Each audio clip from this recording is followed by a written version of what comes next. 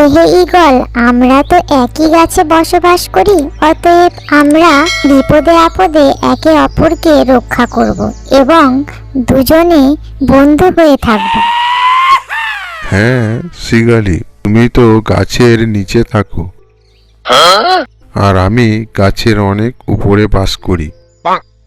আমি উড়ে যেখানে খুশি যেতে পারি, আমার কোনো বিপদ আসতে পারে না।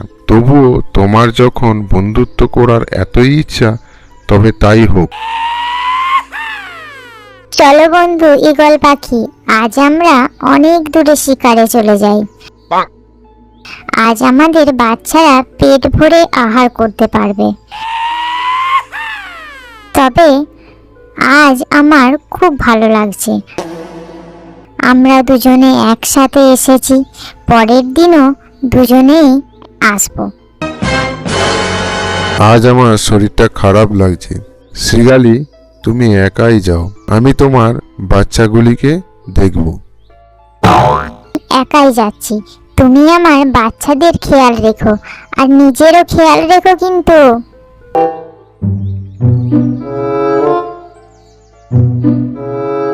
এতক্ষণে শ্রীগালি অনেক দূরে চলে গেছে।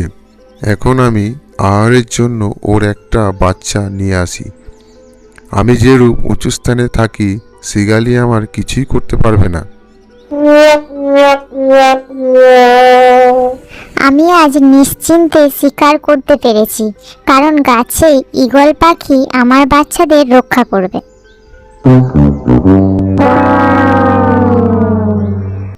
মা মা, তুমি জানো এই গাছের উপরে যে ঈগল পাখি আছে, সে এসে আমাদের 5 জনের থেকে একজনকে নিয়ে চলে গেছে। মা তুমি যাও না, ওকে এনে দাও না আমাদের কাছে। আচ্ছা আচ্ছা, তোমরা শান্ত হও, আমি এখনই নিয়ে আসছি। ঈগল বন্ধু, তুমি আমার বাচ্চাকে দয়া করে ফিরিয়ে দাও। আমি তো তোমার কোনো ক্ষতি করিনি বলো, তবে তুমি আমার ক্ষতি করতে চাইছো কেন? দয়া করো, আমাকে আমার বাচ্চা ফিরিয়ে দাও। নিষ্ঠুর হয়ো না, বন্ধু বিরোধী করো না তুমি। তুমি যাও, বাকি বাচ্চাদের নিয়ে আহার করো। আজ আমরা তোমার বাচ্চাটি খেয়েই আমাদের খিদের জ্বালা মেটাবো। তুমি যাও তো বাবু, বিরক্ত করো না। নিষ্ঠুর ঈগল, তোর এরূপ অসৎ আচরণ আমি আর মেনে নেব না। তাই এই গাছের তলায় আগুন জ্বালিয়ে দিলাম। এখন তুই এবং তোর বাচ্চারা কেউই বাঁচতে পারবি না।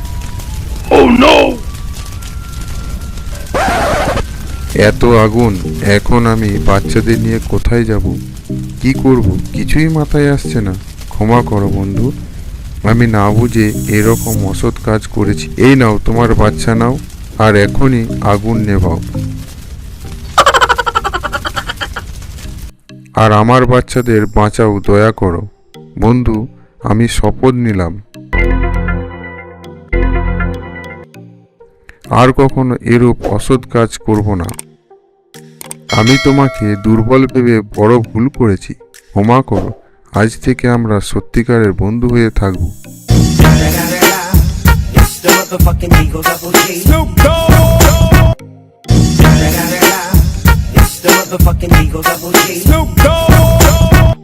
আচ্ছা আচ্ছা, বেশ, আমি তোমায় ক্ষমা করলাম আর সব আগুন নিভিয়ে দিলাম।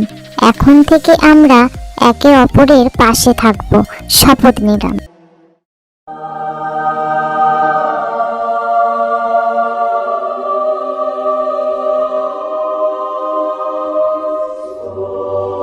তাহলে বন্ধুরা, এই গল্প থেকে আমরা শিখলাম ছোটকেও কখনো তুচ্ছ করতে নেই।